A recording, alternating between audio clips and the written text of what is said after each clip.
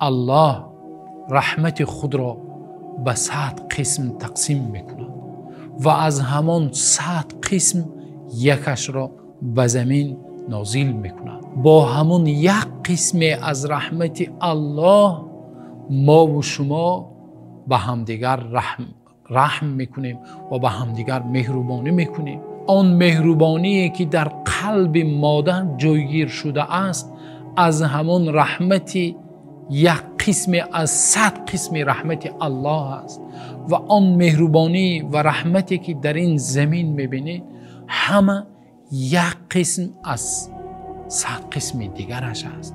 و الله حق سبحانه و تعالی چنانه که در حدیث آمده است روز قیامت 99 قسم دیگر را به روز قیامت گرفته مانده است که همه ما و شما روز قیامت نیاز به رحمت الله داریم.